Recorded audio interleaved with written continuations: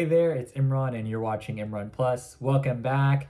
Today we're going to be talking about the 2023 Academy Awards, aka the Oscars, specifically my predictions for the Oscars. I finally am caught up with all 10 Best Picture nominees, so make sure you watch till the end of the video where I talk about who I think is going to win Best Picture this year, and also make sure you click that subscribe button so you don't miss any upcoming videos, such as my review of all 10 Best Picture nominees. I'm going to do a short review for each of them, talking about what I liked and I didn't like. So make sure you are subscribed so you don't miss that. Overall, I will say that we've had some really great movies this past year. At the end of the day, despite who wins and loses, we have a great crop of movies that I think everyone should check out. Another interesting thing when I was going through and making my decisions on who I think is going to win is that some of these categories are actually really competitive. That makes this process a lot more fun. I had a ton of fun deciding who I would pick and who I think will win. And also watching the Oscars on Sunday night is going to be really entertaining because it's such a close race in so many categories. All right. Let's dive into this. I'm going to be using the official list that's listed at the Academy Award website. So we're going to start at the bottom and work our way to the top, ending with Best Picture. So the first category that we have is going to be Best Original Screenplay. And our nominees are Banshees of Inisherin, Everything Everywhere All at Once, The Fabelmans, Tar, and Triangle of Sadness. Now, of these, Banshees of Inisherin and Everything Everywhere All at Once seem to be the front runners, and a lot of people are really rooting for Everything Everywhere All at Once to win. But in my opinion, I would pick the Banshees of Inisherin to win because, first of all, I think the script in that movie is its highlight because of the allegory for the Civil War, and also because I don't think this is going to win Best Picture. But we're not talking about that. That's going to be at the end. So my pick is going to be for the Banshees of Inisherin for Best Original Screenplay. Now, Best Adapted Screenplay. Our nominees, All Quiet on the Western Front, Glass Onion, and Knives Out Mystery. I'm so glad that it's even nominated. Living, Top Gun Maverick, and Women Talking. Now, a lot of people are rooting for All Quiet on the Western Front because it's based on the book. However, I personally would give it to Women Talking. I think that the script, that movie is a very talking movie. I think 70 to 80% of it is the characters just sitting in a room and talking. Despite it all, it's very well made. It's a good movie. I never was bored. There's certain other Best Picture nominees, let's just say, that I went on my phone a lot while I watched it. So in comparison, I think for a movie that has a lot of talking, Women Talking is really good. And so I would give it to that. Okay, so next we have visual effects. Our nominees are All Quiet on the Western Front, Avatar, The Way of Water, The Batman, Black Panther, Wakanda Forever, and Top Gun Maverick. Now, of course, one of my favorite movies of the year, The Batman, is nominated, and I'm very pleased with that because I love that movie. I would go with Avatar, The Way of Water because I don't expect that movie to win too much. And also, come on, if you've seen it, you know, this is the best visual effects of the year in any movie. And so, yeah, it's going to go to Avatar, The Way of Water. I don't think that's really a question. And I think most voters would probably just go with Avatar, The Way of Water, even if they haven't seen the rest of these movies, since most of these are blockbusters. Now, sound, best sound. Our nominees, All Quiet on the Western Front, Avatar, The Way of Water, The Batman, Elvis, and Top Gun Maverick. Now, again, this category could go either way. I don't think there's really a front runner here. In my opinion, who would I pick? I'm going to go with Top Gun Maverick.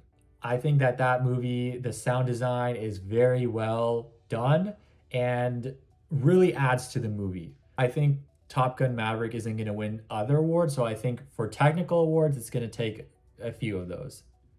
Now, we're going to skip short film because I haven't seen any of these. So let's move on. Let's also move on. Production design. Okay, all right. So our nominees, All Quiet on the Western Front, Avatar, The Way of Water, Babylon, one of its only nominations, Elvis, and The Fabelmans.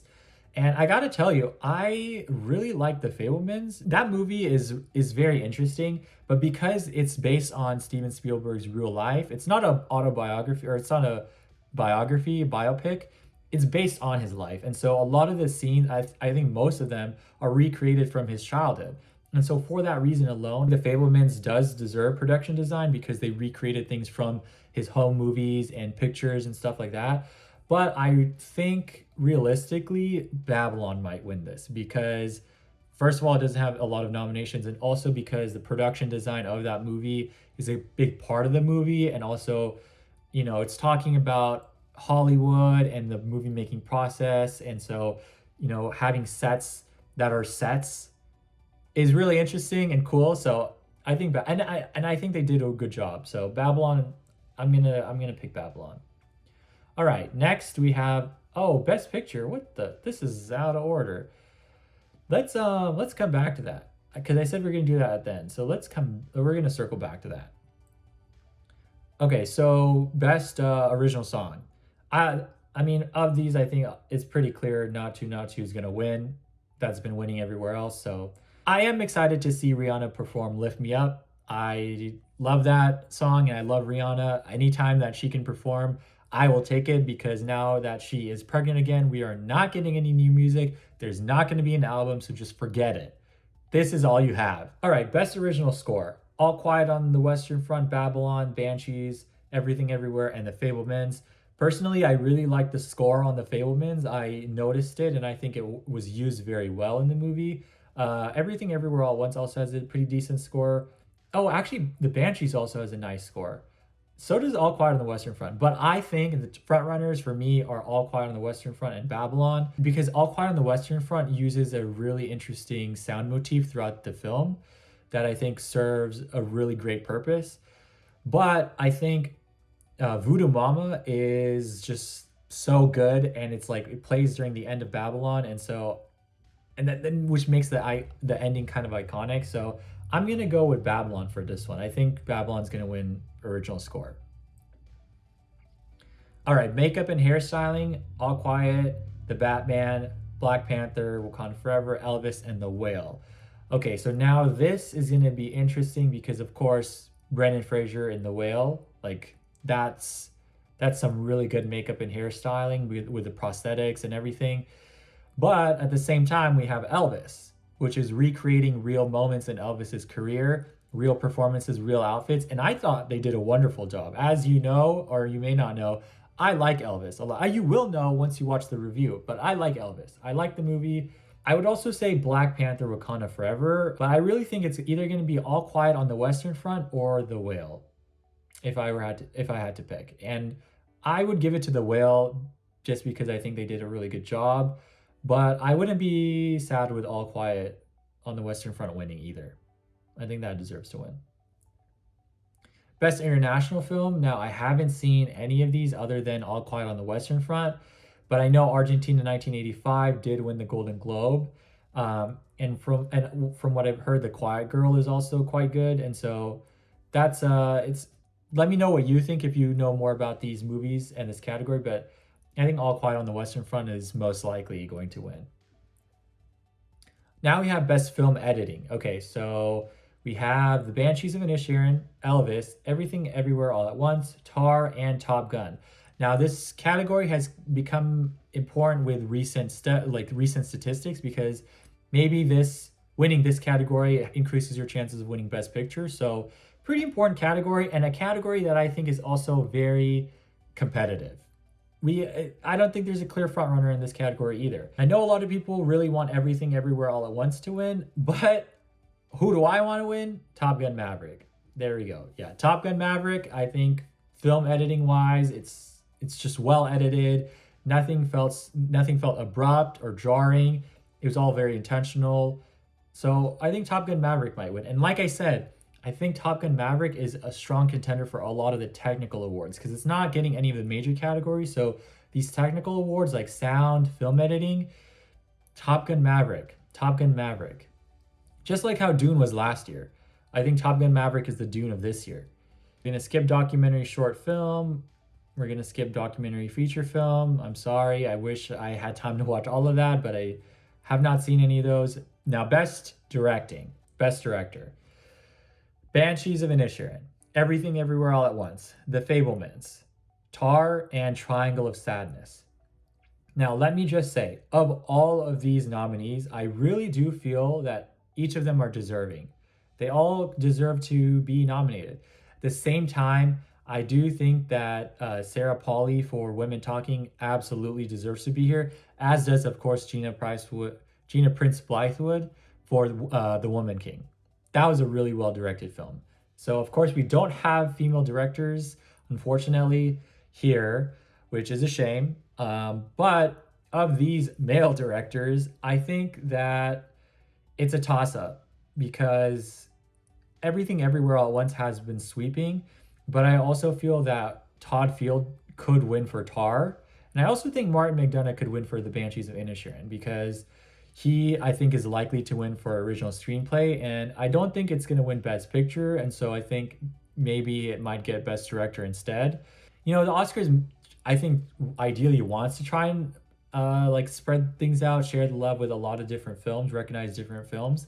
But at the same time, I think voters typically stick with the film that they like across all categories. If you think about voters, like in elections, you may not know all the candidates, but you're probably going to stick with your party across the ballot. In the same way, I think if you really like a film, you're going to stick with that film across your ballot. And Everything Everywhere All at Once probably is going to win because of that reason. I think those who like Everything Everywhere All at Once are going to vote for it for everything. And so, in my opinion, Everything Everywhere All at Once deserves to win and probably will win. Sorry, Steven Spielberg. You really directed the heck out of The Fabelmans. I love that movie. All right, now let's go to costume design. This is such a weird order that they put this in. I guess it's in alphabetical, which makes sense, but I would have preferred it to go in like the order that they're presented in. But anyway, for costume design, we have Babylon, Black Panther, Wakanda Forever, Elvis, Everything Everywhere All at Once, and Mrs. Harris Goes to Paris. Now, Ruth Carter did win for the first Black Panther movie, deservedly so. The costume design in that movie is fantastic, and she follows up her great work with another great film, Wakanda Forever. And so I'm rooting for her to win again. I think she knocked it out of the park with Namor and the Talocan, and just tying their civilization to real history. She knows what she's doing, and she does a great job. One of the best costume designers working, I think. You should watch her interviews and documentary, I think. So talented. But of course, as I was saying earlier, Elvis, recreating those costumes and those sets, I think they did an outstanding job. So I could see Elvis taking this, but I'm really rooting for Wakanda Forever. I hope Ruth Carter wins. Best cinematography. All right. First of all, I've said it before and I'm gonna say it again. Greg Fraser for The Batman should be on here. I think he is a revolutionary cinematographer, frankly. His work with the volume is just, no one else can do it. Everyone tries, but no one can do it as well as him. And so he deserves to be nominated. But anyway, our nominees that we have, All Quiet on the Western Front, Bardo, False Chronicle of a Handful of Truths, Elvis, Empire of Light, and Tar. I think that it's going to be between All Quiet on the Western Front and Elvis. I would be happy with an Elvis win for cinematography. I like the style of Baz Luhrmann, but my instinct is with All Quiet. James Friend. So we'll see. All right, next, animated feature film. Guillermo del Toro's Pinocchio, Marcel the Shell with Shoes On. I love that movie. Puss in Boots, The Last Wish, The Sea Beast, and Turning Red. I think hands down this is probably going to go to Guillermo del Toro's Pinocchio, and deservedly so. I forgot that it was stop motion while I was watching it. It's that good. Next, one of the most competitive categories out there. Best Actress in a Supporting Role. Oh my gosh. I think a lot of people are going to be upset. So brace yourself. Brace yourself for this category Sunday night. Our nominees, Angela Bassett, Hong Chow, Carrie Condon, Jamie Lee Curtis, and finally Stephanie Hsu, who is finally getting recognition for her work. All right, let's unpack this one.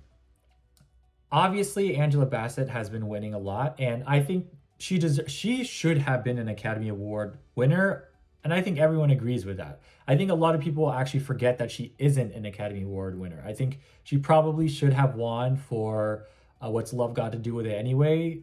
Her performance in that movie is just amazing. But I don't think she's a lock in this category because Carrie Condon has a lot of support. She has won some key awards. And also Jamie Lee Curtis. who is a Hollywood titan, and I think a lot of people want to see her win for her career. I think that this might be. I don't see Jamie Lee Curtis getting nominated again after this. I also don't see Angela Bassett, unfortunately, getting nominated after this. Like, I think it took what 20 years for her to get nominated again. So this is tough. As at the same time, despite with all of this in mind, Carrie Condon in The Banshees of Inisherin, that's amazing work that she did in that film. She really, really, really did amazing. I think there's 3 leads in that movie, and she's one of them. And so this movie's really hard. I know a lot of people want Stephanie Hsu to win. I am glad that she got nominated. I think she deserves to get nominated, but her performance didn't really move me in the same way that Ki Wai Kwan and Michelle Yeoh did. And so I don't really see her winning. And I think that, she's an Academy Award nominated actress. So hopefully she has more opportunities to prove herself. Who would I pick? Angela Bassett, hands down. Who do I think is going to win? Jamie Lee Curtis. I think Jamie Lee Curtis is going to take this one. Carrie Condon could be a random surprise. I hope it's Angela Bassett, but Jamie Lee Curtis might win. All right, let's keep going. So now we have actress in a leading role. Another one. Cate Blanchett, Ana de Armas, Andrea Riseborough, Michelle Williams, and Michelle Yeoh. Okay, of course, Michelle Yeoh has been sweeping it left, right, front, center, but Cate Blanchett has won some critical awards. Same type of situation. It's between these two. And you know what? I 100% think Michelle Yeoh deserves to win this, and she better win this. But something tells me Cate Blanchett is going to win. You'll have to wait and see my review for Tar. So I'll save my thoughts on this for that review. But man, oh man, that is not going to be good. And if they do what I think they're doing by bringing Halle Berry to be a presenter, and I don't think they announced who's going to be presenting Best Actress in the Lead Role, and Halle Berry won Best Actress in the Leading Role, and her win was historic, and we potentially might have a historic win this year, and we don't know which category she's presenting. So if she presents Best Actress in a Leading Role in order to create a moment of 2 historic winners, only for Michelle Yeoh not to win, that sounds so bad, but it sounds like something the Academy would do, doesn't it? Yeah, because that's what they did with Chadwick Boseman, and that did not go well, unfortunately. Brace yourselves, people. Brace yourselves for a Cate Blanchett win. Hopefully, it's a Michelle Yeoh win, and I'm totally wrong. This is the one time that I would love to be wrong. Best Actor in a Supporting Role: Brendan Gleeson, Brian Tyree Henry, Judd Hirsch, Barry Keoghan, and Ki Wai Kwan. Now, I'm very glad that Brian Tyree Henry is nominated. As I've said before, that he deserves it. He's a great actor, and I think this is going to do wonders for his career. Who I think will win this? Ki Wai Kwan. All right, Best Actor in a Leading Role: Austin Butler, Colin Farrell, Brendan Fraser, Paul Mescal, and Bill Nighy. Now, this is a category that I think is also up in the air. Do we have some front runners? Maybe a little bit, but I don't think anyone can accurately predict for sure 100% who's going to win this, because it's been very interesting. Brendan Fraser, I think, right out of Venice was like a front runner. But then Colin Farrell's performance in The Banshees of Inisherin just really captivated and connected with people. And then he started winning some key awards. And then Austin Butler recently has been taking home some awards that really give him a lot of momentum, because of course voting ended just a few days ago, like the week before the Oscars. And so there's enough time for people to see Austin Butler winning and be like, yeah, you know what? I did like his performance. He is winning in other places, so my vote isn't going to be wasted if I vote for him. And so I hate to say it, because I really want Colin Farrell to win for The Banshees of Inisherin, but maybe Austin Butler might win this one, which that would be crazy. Colin Farrell and Brendan Fraser have both won the Golden Globe. So I'm not going to be surprised if either 3 of these people win. I would be happy for Brendan Fraser. I fully support the Renaissance. But I think it might be Austin Butler. Yeah, I do. I do. All right, now let's go to Best Picture. Let's circle all the way back down to Best Picture. Okay, so our nominees for Best Picture: All Quiet on the Western Front, Avatar: The Way of Water, The Banshees of Inisherin, Elvis, Everything Everywhere All at Once, The Fabelmans, Tar, Top Gun Maverick, Triangle of Sadness, and Women Talking. I think all of these are worth a watch if you enjoy movies, because all of them are so they all look at this list. What a great group of flavors in terms of like the tone, the vibe. So I actually really like our nominees this year for Best Picture. I think there's something for everybody here. What makes this category very interesting is that this category, now that it has 10 nominees, has ranked choice voting, which means when you vote for it, you rank all of the movies 1 through 10. And then basically your first vote is counted, and everyone's first vote is counted. And then they see who has more than 50%. Of course, if you have 10 nominees, it's going to be very hard to get the 50% majority. The movies that have no chance of winning best of 50% majority, those movies are eliminated and their votes are reallocated. So if you had like a movie that's in the last place as your number one, that movie gets eliminated, but then your number two choice that you put is now your vote. And so then it reallocates the votes that way. And it keeps doing that until you have a movie that has 50% majority. And this is to make sure the Best Picture winner has the greatest appeal that most people thought deserves this award in terms of their ranking. So that makes this category really up in the air when you don't have a huge front runner. I know Everything Everywhere All at Once has been sweeping, but I think Tar and the Banshees of Inisherin are also like, they do have a chance of winning this category.